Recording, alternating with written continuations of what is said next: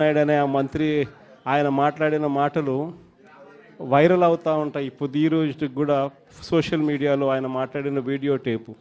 ఆయన ఏమన్నాడు, ఇంటింటికి ఆయన పోతాడు, ఆయనతో పాటు కార్యకర్తలు అందరినీ పంపించాడు. అక్కడ పోయినేమంటాడు, చిన్నపిల్లలు కనపడితే నీకు 15,000, నీకు 15,000, నీకు 15,000. అదే ఇంట్లో నుంచి వాళ్ళ అమ్మ బయటకు వచ్చింది, పిల్లల అమ్మ, వాళ్ళ చిన్నమ్మ. వీళ్ళు బయటకు వస్తే వాళ్ళని చూడగానే, వాళ్ళని చూసిన వెంటనే నీకు 18,000, నీకు 18,000, నీకు 18,000 అంటాడు. సంతోషమా అని అంటాడు. మళ్ళా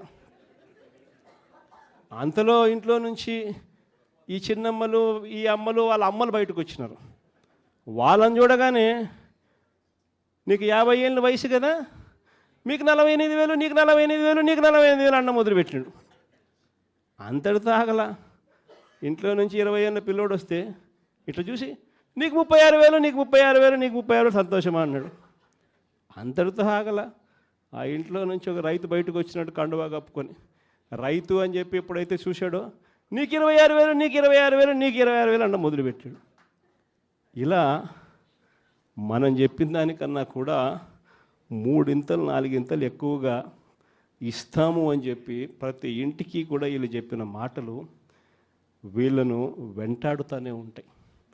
ఏ ఒక్కరింటికి వీళ్ళు వెళ్ళలేని పరిస్థితి రాష్ట్రంలో ఈరోజు నెలకొని ఉంది. ఒకవైపున ఇలాంటి రాజకీయ పరిస్థితులు ఒకవైపున ఉన్నాయి. మాట మీద నిలబడని రాజకీయ నాయకుడు ఈరోజు రాష్ట్రంలో ముఖ్యమంత్రి హోదాలో ఉన్నాడు. మాట ఇస్తే ఆ మాట తప్పడం కోసమే, ఆ మాట అంటే వెన్నుపోటు పొడవడమే అని చెప్పి డెఫినిషన్ ఇస్తూ రాజకీయాలు చేస్తూ ఉన్న వ్యక్తి ఈరోజు ముఖ్యమంత్రి స్థానంలో కూర్చొని ఉన్నాడు. మరోవైపు రాష్ట్రంలో